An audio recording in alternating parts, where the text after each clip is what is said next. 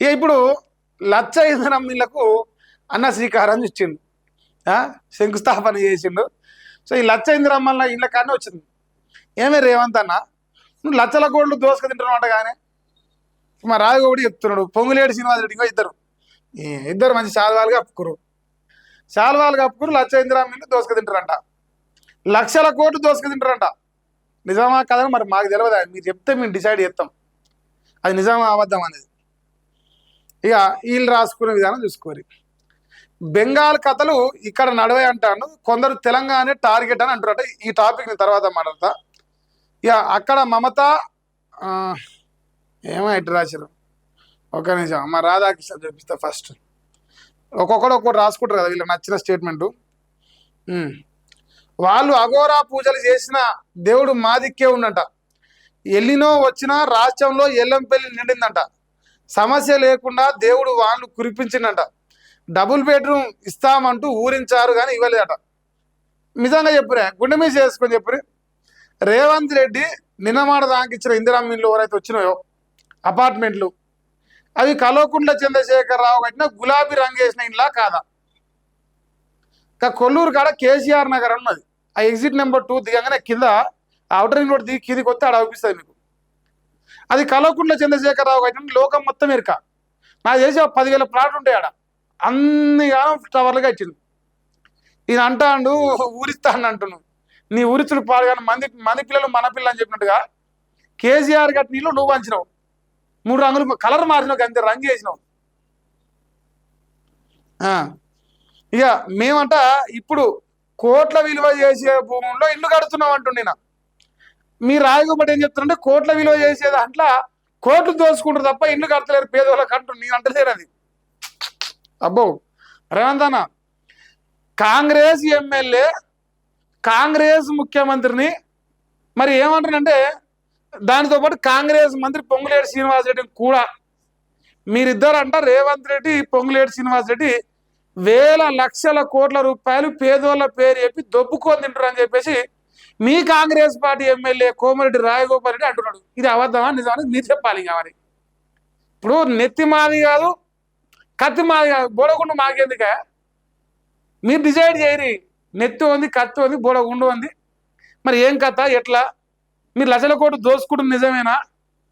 లేదా వేల కోట్ల విలువ చేసే భూముల్లో ఇల్లు కడుతుంది నిజమా? మాకు సంబంధం లేని చర్చ, ప్రజలకు సంబంధం లేని చర్చ మీరే చేయాలి. మీరు రాజగోపాల్ రెడ్డి, పొంగులేటి శ్రీనివాసరెడ్డి, రేవంత్ రెడ్డి ముగ్గురు కలిసి కూర్చొని పెట్టాలి ప్రెస్ మీట్ మాకు. ఇక ఎక్కడ పని చేసే వాళ్ళకి అక్కడే ఇంటిని కట్టిస్తున్నాం అంటుండు. ఆందోళన చెందొద్దు, 22 సమస్యను పరిష్కరిస్తాం. ఇందిరమ్మ ఇండ్ల శంకుస్థాపన కార్యక్రమంలో నల్లమల్ల పులి, మా అన్న నల్లమల్ల పులే. ఇప్పుడు నల్లమల్ల పులి చెప్తున్న విషయం ఏంటంటే అన్నగారట ఎక్కడున్న వాళ్ళకి అక్కడనేదట 6 లక్షలు కట్టాలి. మరి 6 లక్షలు ఎడవని చేయి చెప్పు. ఇప్పుడు 6 లక్షలు నీ లెక్కనో, నీ అన్నదమ్ము లెక్కనో, పొంగులేటి శ్రీనివాసరెడ్డి లెక్కనో, లేదంటే పొంగులేటి శ్రీనివాసరెడ్డి కొడుకు లెక్కనో ఆన్నో ఈన్నో భూములు కబ్జా అయితే పైసలు ఉంటుంటే మా కాడ. మరి మేము చేయమైతే మా కాడ పైసలు లేవా? మరి నీకు 6 లక్షలు ఎట కట్టాలి? అప్లికేషన్లు ఈ 6 లక్షలు అనేది తీసి పక్కన పెడితే కుప్పలు తెప్పలకు వస్తాయి. అవసరమైతే 50 లక్షల అప్లికేషన్లు వస్తాయి నీకు. నువ్వు ఆ నిబంధన పెడితే 6 లక్షలు లేవా మా పేదోళ్ళ కాడ? మరి అప్లికేషన్ పెడతలేరా? ఇక దీనికి తోడు ఈ నిషేధ జాబితాలో ఈ 22A కింద ఇళ్ల స్థలాలన్నింటినీ నిషేధిత జాబితాలో పెట్టి ముందు రాష్ట్రం అదో పెద్ద లొల్లి అవుతాను. అన్నగారు అంటారు నిషేధిత జాబితాలో ఉన్న వాళ్ళు టెన్షన్ వాళ్ళ పర్లేదు, ఆ సమస్యను పరిష్కరిస్తా, మీకు ఇందిరా మిల్లు కట్టిస్తా, లక్షల కోట్ల విలువ చేసే భూములల్లా మీకు ఇందిరా మిల్లు కడతా అని అంటున్నాడు. ఆయన ఏం చెప్తున్నారు? పేదోని పేరు చెప్పి పొంగులేటి శ్రీనివాసరెడ్డి, రేవంత్ రెడ్డి దోసుకొని తింటారు అంటున్నాడు. అంటే చెట్టు పేరు చెప్పి కాయలు తెంపుకొని తిన్నట్టుగా. ఏదో ఒకటి నిజం కావాలి, ప్రజలు డిసైడ్ చేయాలి.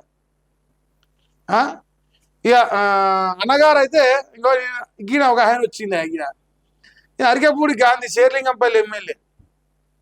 ఈయన ఏ కట్టుండో ఎవరికి తెలియదు. ఇప్పుడు ఈయన అంటాడు కదా అభివృద్ధి కార్యక్రమంలో రేవంత్ రెడ్డి గారి చేత నేను అభివృద్ధి కార్యక్రమంలో పాల్గొనేందుకు నేను పోయిన అధ్యక్ష అంటాడు. రేపు వచ్చి నంగా నాశీలు సిగ్గు మానలేదు వీళ్ళకు, ఈ ఒంటరిగా ఫిరాయింపు ఎమ్మెల్యేలకు. మరి ఏం చేసిర్రు తెలియదా, ఇటుకేసిర్రు. కుకటిపల్లి ఇందిరమ్మ ఇళ్ళ టవర్ల నిర్మాణానికి శంకుస్థాపన చేస్తున్న. ఇప్పుడు దీనికి పైసలు కావాలి. నేను నిన్న మీకు చెప్పిన ఇందిరమ్మ ఇళ్ళకి అప్లికేషన్ పెట్టుకుంటే వాళ్ళు జాగ్రత్త. ఎందుకంటే మా అన్న చరిత్ర మొత్తం కదే. ఇండ్లు కట్టిన వాళ్ళకి ఇప్పుడు ఇందిరమ్మ బిల్లు వస్తలేదు, ఇందిరమ్మ ఇళ్ళ బిల్లు వాడతలేదు కట్టిన వాళ్ళకు. మీరు ఇప్పుడు 6 లక్షలు కడితే ఏం చేస్తారంటే ఈ 6 లక్షల మంది సగం ఇల్లు కడతాడు, సగం బిల్డింగ్ కట్టి సగం ప్రజల కాడ ఎక్కువ కొడతారు. మళ్ళీ తర్వాత సంఘం ఆగిపోవాల్సి వస్తుంది. ఎందుకంటే ఆయన కాడ పైసలు లేవు, ఆయన కోసుకొని తిన్నా లేవు పైసలు. అది ఓపెన్ సీక్రెట్ అన్నా. ఇంగిదే ఈ సినిమా ఇది నిన్న నిన్న వేసిన యాడికి ఈరోజు వార్త. ఇది ఈరోజు వేసిన యాడు రేపు వార్త వస్తుంది దీని గురించి. మరి పోవాలి వాగాలే కదా. మరి ఏడి పోయినా మన వాగుడు మాత్రం తగ్గదన్నమాట. ఇగో అఘోర పూజలు చేసిరంట, దేవుడు మాత్రం ఆధిక్యం ఉండంట. హరీష్ రావు మంత్రాలు చేసిండు, చిత్ర పూజలు చేస్తాడు అంటారు. సో మరి వాళ్ళకంటే ఎల్లినో వచ్చినా సరే ఎల్లంపల్లింది, కానీ కాళేశ్వరం కూలింది. కాళేశ్వరం కూలింది అట్నే ఉంటుంది. మరి మన ప్రచారం, మన డంబాచారం గట్టినే ఉంటుంది. ఇక ఈ ఇందిరమ్మ ఇళ్ళ కార్యక్రమంలో బీజేపీల గురించి మాట్లాడిండు. ఇది చూడరే, బెంగాల్ కథలు ఇక్కడ నడవై. ఇది పశ్చిమ బెంగాల్, పశ్చిమ బెంగాల్ కావచ్చు, ఢిల్లీ కావచ్చు, ఆ కథలు అంటే ఇక్కడ నడవయట. కొందరు తెలంగాణ టార్గెట్ అని అంటున్నారు, కొందరు ఏం కాదు బీజేపీ అంటారు. ఇప్పుడు మీరు అందరూ నిన్న మొన్న సోషల్ మీడియాలో చూసుంటారు, తెలంగాణ రాష్ట్రంలో ఉన్న బీజేపీ ఎంపీలందరూ బండి సంజయ్ అధికారిక గృహంలో అందరు కలిసిరు. అందరు ఎంపీలు, నితిన్ నవీన్ గారు అందరు కలిసిరు. నితిన్ నవీన్ గారు ఎంపీలందరికీ దిశానిర్దేశం చేశారు. తెలంగాణలో అధికారమే లక్ష్యంగా ఏం చేయాలి, ఎట్లా చేయాలి, ఎట్లా ముందలు పోవాలి. అది రేవంత్ రెడ్డికి తెలుసు. వాస్తవానికి వాళ్ళ టార్గెట్ తెలంగాణ నెక్స్ట్. ఎందుకంటే ఢిల్లీకి వచ్చిరు, అంటే టఫ్ కాంపిటీషన్ ఉన్న ప్రాంతాల్లో. ఢిల్లీ తర్వాత మమతా బెనర్జీని పశ్చిమ బెంగాల్ ఒకటి, ఇక మిగిలింది ఏంటంటే 8 పార్లమెంటు సీట్లు గెలిచిన తెలంగాణనే టార్గెట్.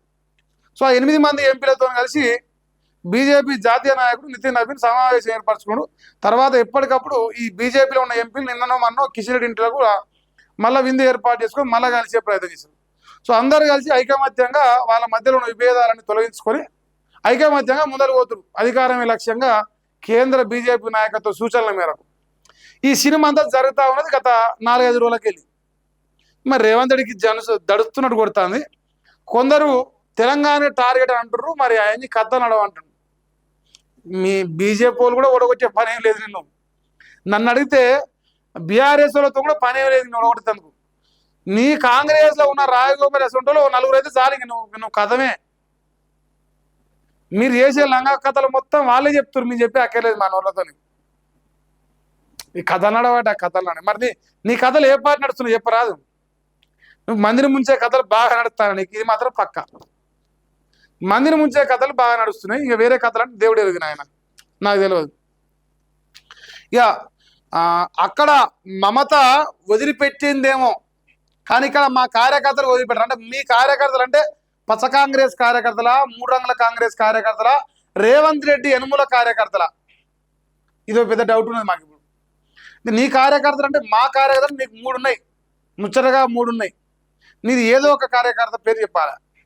అయితే పచ్చ కాంగ్రెస్ కార్యకర్తల పేరు అని చెప్పు, లేదంటే 3 రంగుల కార్యకర్తల పేరు చెప్పు, లేదంటే లాస్ట్కి యనుమల కార్యకర్తలు ఉంటారు. ఇప్పుడు రోహిన్ రెడ్డి, వేం పేరేం పేరా, ఇంకొక అంటాడు వేం నరేందర్ రెడ్డి, తిరుపతి రెడ్డి, కొరెరెడ్డి, ఇదంతా యనుమల కార్యకర్తలు. అంతా ఆ కాంగ్రెస్కి సంబంధం లేదు, నా బీఆర్ఎస్కి సంబంధం లేదు, నా బీజేపీకి సంబంధం లేదు. రేవంత్ రెడ్డి ఎల్లుంటే గదే పార్టీ. ఇంకా బీజేపీ నేతలకు సీఎం రేవంత్ రెడ్డి వార్నింగ్ ఇచ్చినట్ట. నీ అక్కన అదిరిందా వాళ్ళకి దెబ్బకే? అదిరిందా? అదే ఐటీ, ఈడీ, సిబిఐలతో గెలవాలనుకుంటారని ఫైర్ అవుతుంట. ఇప్పుడు వాళ్ళు కరెక్ట్గా దిగితే నీ ఓటుకు నోటు కేసులో అలా పెట్టి నూకోవచ్చు. ఇప్పుడు పొద్దుకు తలగే నిన్ను ఓటుకు నోటు బరి వత్తల్లో దొరికినావు 50 లక్షల కడలు దొరికి. వాళ్ళు ఫోకస్ చేస్తారు, ఫోకస్ చేస్తే నువ్వు అవుటే. ఇక రాష్ట్రంలో కరువు రావాలని కొందరు పక్క రాష్ట్రాలకు పోయి చేతబడులు చేస్తారట. అయినా దేవుడి దయ మా పైనే ఉంది, అందుకే వర్షాలు పడ్డాయి. చేతబడి తిరగబడితే అష్టదిగ్బంధనమేట. ఫామ్ హౌస్ నుంచి బయటకు రాలేకపోతున్నారట. కూకట్పల్లిలో ఇందిరమ్మ ఇళ్ల టవర్ శంకుస్థాపన. మైనార్టీస్ ఎక్సలెన్స్ సమిట్కి కూడా హాజరైనట్ట. మరి ఆ వార్త ఇల్లు రాయలే. మైనార్టీస్ అంటే అలా రేవంత్ దిన్ వాళ్ళ మీటింగ్ వేయండు. ఎడి వేయండు? రేవంత్ దిన్ వాళ్ళ మీటింగ్ వేయండి ఆయన అంతే. ఇప్పుడు ఇక్కడ మీరు అబ్జర్వ్ చేస్తే చేతపాడి గురించి మాట్లాడుతాండే. తెలంగాణ రాష్ట్రం అనుకుంటుంటే రేవంత్ రెడ్డి ఏమైనా చేతపాడి చేసిండా? ఏమని తెలంగాణ రాష్ట్రంలో వర్షాలు పడకుండా, తెలంగాణ రాష్ట్రం ఉన్న కాలువల నుంచి రైతాంగా నీళ్లు రాకుండా రేవంత్ రెడ్డి ఏమైనా చేతపాడి చేసిండా? ఎనుములో చేతపాడి దాని పేరు. అట కూడా ఏమైనా చేసినా డౌట్. మరి వాళ్ళు చేతపాడి చేసిరు అంటున్నావు. సరే వర్షాలు పడ్డాయి, భగవంతుని దగ్గర రైతులు బయటపడరు అనుకున్నాం. మరి ప్రాజెక్టులలో ఫుల్ నీళ్ళు ఉన్నాయి కదా వర్షాలు పడ్డాక. మరి మీ వాళ్ళు ఏమో డెడ్ స్టోరేజ్కున్నాయి, సాగునీరు ఇయ్యలేము, తాగునీటికే లేవు అని కథలు చెప్తారు మీ మంత్రులు. మరి నువ్వు చెప్పింది నిజమా, వాళ్ళు చెప్పింది నిజమా? నీళ్ళు ఉన్నది నిజమా, నీళ్లు లేని నిజమా? ఒకవేళ నీళ్ళుంటే రైతులకు ఇస్తారా ఇయ్యరా అది కూడా చెప్పు. సో ఇది నల్లమల్ల పులి గారి ముచ్చటనే. ఈ పులి ముచ్చట ఈ డబ్బా బంద్ చేయరేజరా, దండం పెడతాం. రేవంత్ దిశ, రేవంత్ వెలుగు, రేవంత్ నాడు, రేవంత్ జ్యోతి, ఏం పత్రికలు ఈ పత్రికలు పాడుగాను.